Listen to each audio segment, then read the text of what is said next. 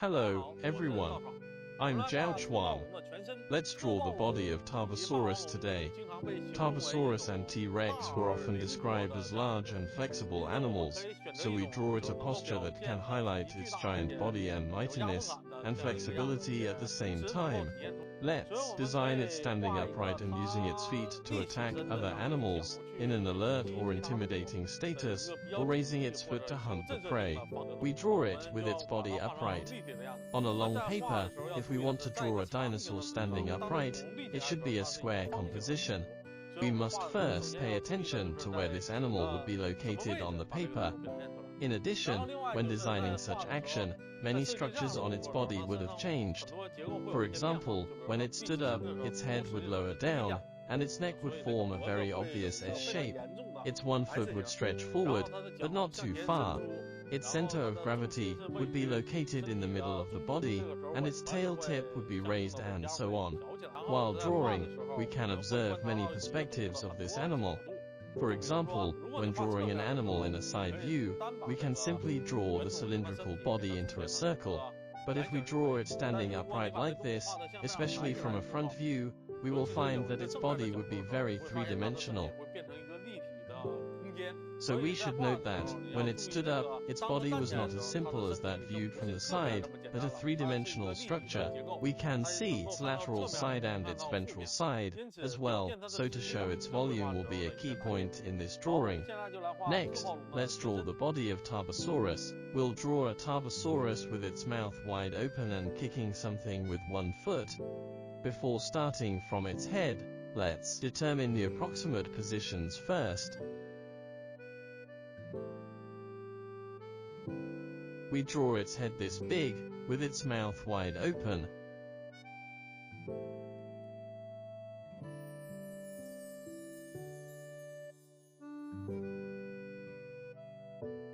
When it kicked, its back might be arched.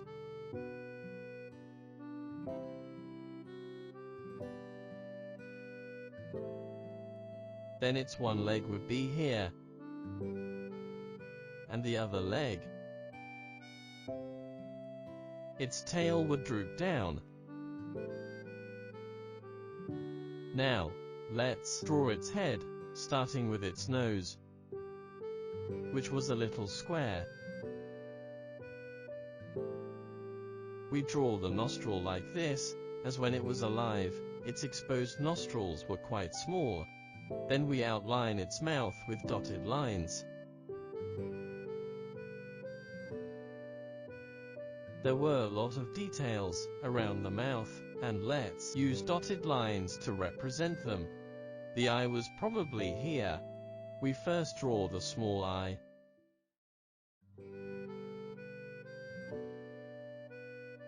Followed by a bump behind the eye, and the lacrimal horn in front.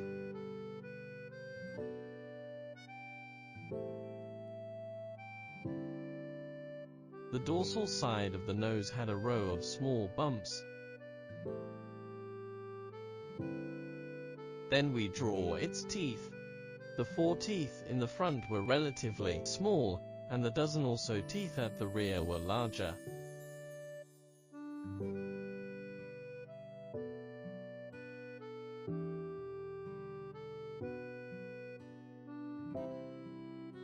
Its gums were wrapped by thick, soft tissues.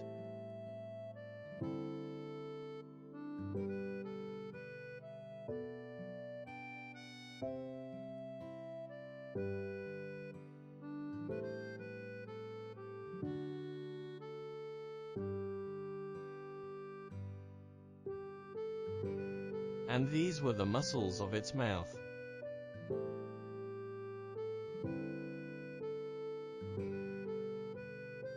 Next, let's draw its lower jaw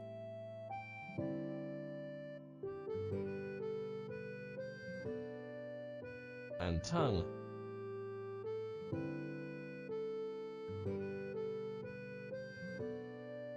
Its lower jaw was relatively thick, narrower at the front and wider at the rear.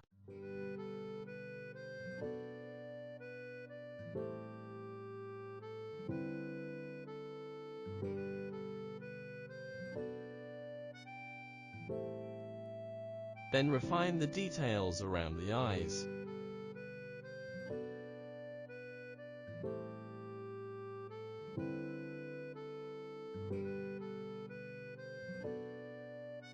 Draw some larger scales around the mouth.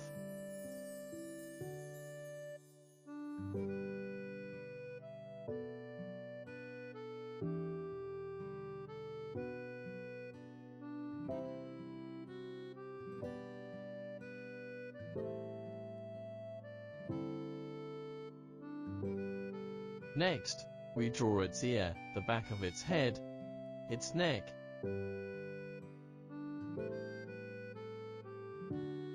and its throat.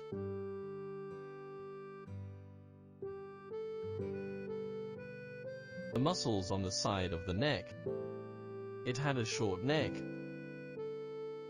followed by its shoulders,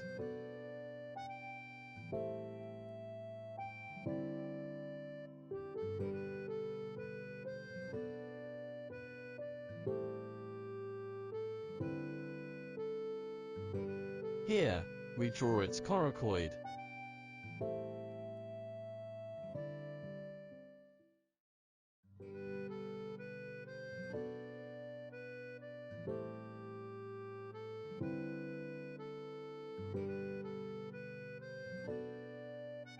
Then its forelimb,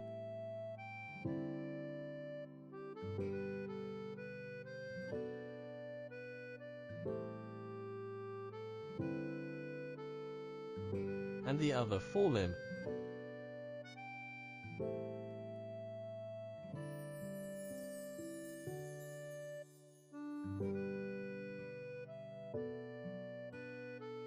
Add some wrinkles around the forelimbs. Then, let's draw its torso, belly, and pubis.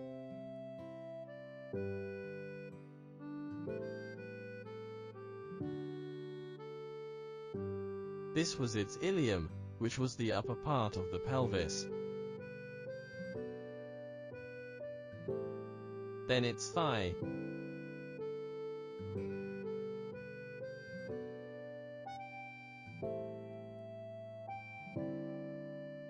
knee,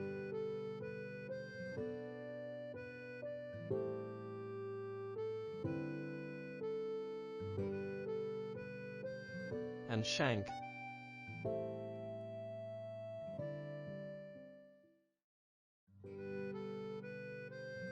Followed by its foot,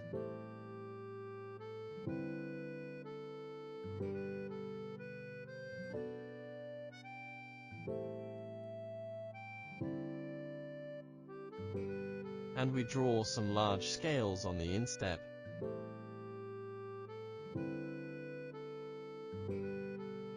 Then there were its toes.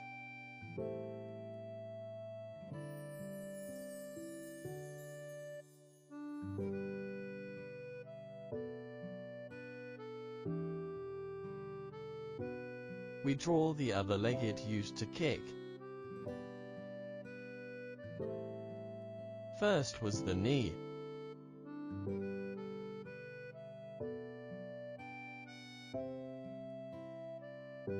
Then the shank.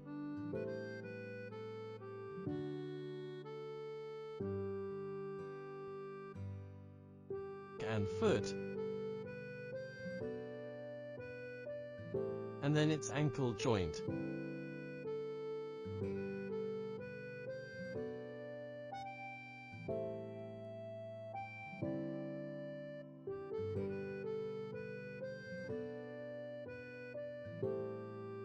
It had 3 large functional toes for walking,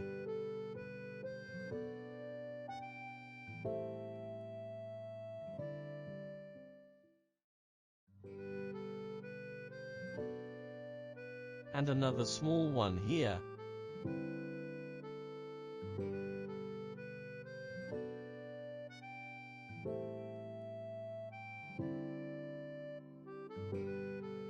Draw some large scales on the dorsal side of the functional toes.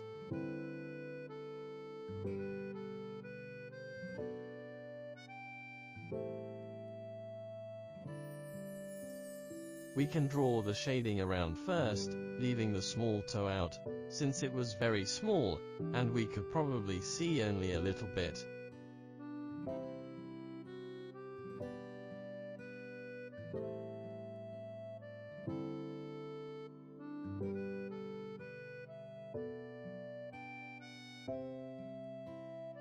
Finally, we draw its tail.